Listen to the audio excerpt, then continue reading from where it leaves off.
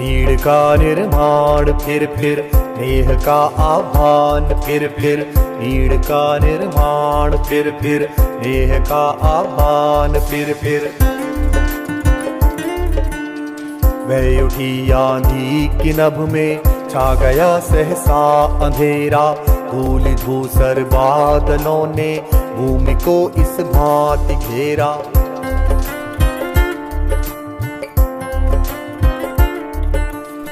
रात सा दिन हो गया फिर रात आई और काली, लग रहा था अब न होगा इस निशा का फिर सवेरा। रात के उत्पात भय से भीत जन जन भीत कण कण, रात के उत्पात भय से भीत जन जन भीत कण कण, किंतु प्राची से उषा की मोहिनी मुस्कान फिर नीड़ का निर्माण फिर नेह का आह्वान फिर वे चले झोंके की कांपे भीम का यावान भूधर। आज विश्व पर्यावरण दिवस है। प्रकृति और पर्यावरण का संरक्षण करके ही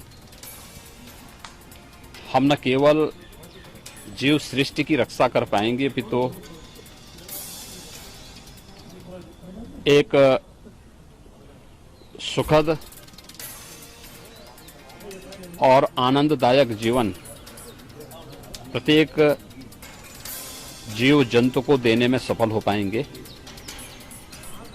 कोरोना संकट, जो वैश्विक महामारी कोरोना आया है, इसने हमारे सामने आज अनेक ऐसी परिस्थितियां दी हैं और सोचने के लिए प्रत्येक नागरिक को मजबूर किया है कि प्रकृति के साथ खिलवाड़ करके हम पर्यावरण को जितनी क्षति पहुंचाएंगे उसकी कीमत हमें चुकानी पड़ेगी। विश्व पर्यावरण दिवस के अवसर पर हम अपने पर्यावरण की रक्षा करके प्रकृति के साथ कैसे समन्वय स्थापित कर सकते हैं, इसकी एक नई प्रेरणा ले सकते हैं। उत्तर प्रदेश में हमारी सरकार ने निर्णय लिया है, जैसे कि अभी आप जानते हैं कि आदरणीय प्रधानमंत्री जी ने कोरोना संकट से उभरने के लिए पीएम पैकेज की घोषणा की है और पीएम पैकेज के माध्यम से लोगों के जीवन में खुशहाली लाने के लिए अनेक प्रकार के प्रावधान किए हैं। उत्तर प्रदेश के अंदर जैविक खेती को हम कैसे आगे बढ़ा सकते हैं, इस पर हमारी कार्य योजना बनकर के तैयार है। नमामि गंगे परियोजना के माध्यम से गंगा की अविरलता और निर्मलता के लिए जो कार्य विगत 5 वर्षों के दौरान हुआ है, आज उसके परिणाम हम सबके सामने देखने को मिल रहे हैं। इसके साथ ही गंगा के तटवर्ती क्षेत्र में व्यापक वृक्षारोपण के एक बृहद अभियान को हाथ में लेकर के जो किसान गंगा के तटवर्ती क्षेत्रों में फलदार वृक्ष अपने खेत के मेड़ पे लगाएगा, उसे निःशुल्क पौधा उपलब्ध कराने, जो अपने पूरे खेत में फलदार वृक्ष लगाएगा, कोई केमिकल फर्टिलाइजर और पेस्टिसाइड उपयोग नहीं करेगा, उसे प्रतिवर्ष महीने के हिसाब से कुछ सब्सिडी शासन स्तर पर एकड़ के हिसाब से देने की व्यवस्था के साथ ही हम लोगों ने लक्ष्य रखा है कि पूरे प्रदेश में इस पूरे सीजन में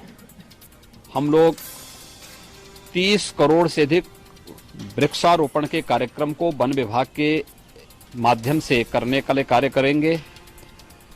इसके साथ ही यह भी लक्ष्य रखा गया है कि वन महोत्सव का कार्यक्रम 1 जुलाई से लेकर 7 जुलाई के बीच में होगा। किसी एक तिथि को वन विभाग के साथ सभी विभागों की बैठक एक बार हो चुकी है, मैंने एक बार बैठक ले ली है, हमारे वन मंत्री जी इसकी बैठक निरंतर ले रहे हैं और हमारा प्रयास है कि एक ही दिन में फलदार, छायादार, इमारती लकड़ियों से संबंधित जो वृक्ष होंगे, ऐसे सभी वृक्षों को लगा करके हम लोग एक ही दिन में 25 करोड़ वृक्षारोपण के लक्ष्य के साथ प्रदेश वर्तमान में कार्य कर रही है। और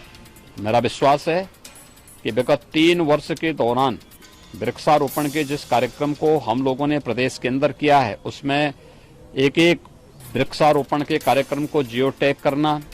उसके संरक्षण की व्यवस्था करना, प्रदेश के वन आच्छादन को बढ़ाना और लोगों को पर्यावरण के प्रति अधिक से अधिक जागरूक करके प्रकृति के संग रहने के लिए आगे बढ़ना, यही आज का संदेश है। मैं इस अवसर पर प्रदेशवासियों को विश्व पर्यावरण दिवस की अपनी बधाई देता हूं, अपनी शुभकामनाएं देता हूं और विश्वास व्यक्त करता हूं ये पर्यावरण का संदेश हम सबको